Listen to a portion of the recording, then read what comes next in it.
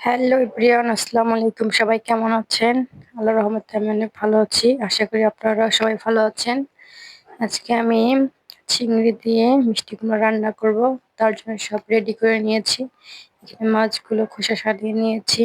এখন আমি গরম তেলের মধ্যে মাছগুলো দিয়ে একটু ভালোভাবে কষিয়ে নেব। সব মশলাগুলো দিয়ে ভালোভাবে কষাচ্ছি, যাতে মাছগুলোর সাথে ভালোভাবে লবণ ঝাল একদম মাখো মাখো হয়ে যায়। হালকা করে ভেজে নেওয়া হয়ে গেছে। এখন মাছগুলো উঠিয়ে নেব। মাছগুলো উঠিয়ে নিয়ে একই পাত্রে আমি একটু তেল দিয়ে আবার পেঁয়াজ কুচি আর মরিচ কুচি ভালোভাবে নাড়াচাড়া করে নেব। হালকা একটু ভেজে নেব।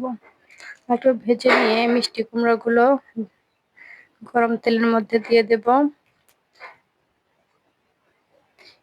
তো আজকে আমি রান্নাতে কোনো পানি ব্যবহার করব না, সব ভাজা ভাজা করবো। আর মিষ্টি কুমড়া থেকে অনেক পানি বের হয়ে আসবে, এটা দিয়ে মিষ্টি কুমড়োগুলো সিদ্ধ হয়ে যাবে।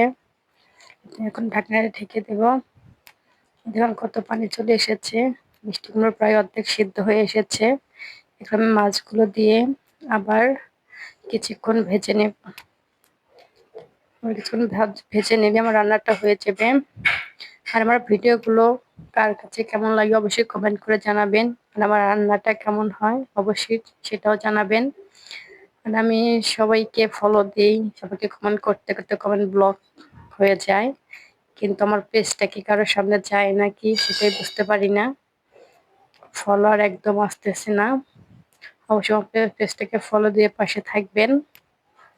আমার ভিডিওগুলো যদি ভালো লাগে অবশ্যই লাইক করবেন, কমেন্ট করে জানাবেন কে কোথা থেকে দেখছেন।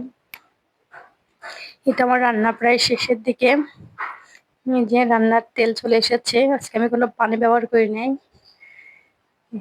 যে পানিটুকু উঠে এসেছিল সেইটুকু দিয়েই ভাজা ভাজা হয়ে গেছে। আমার রান্নাটা রেডি। ধন্যবাদ, সবাই ভালো থাকবেন।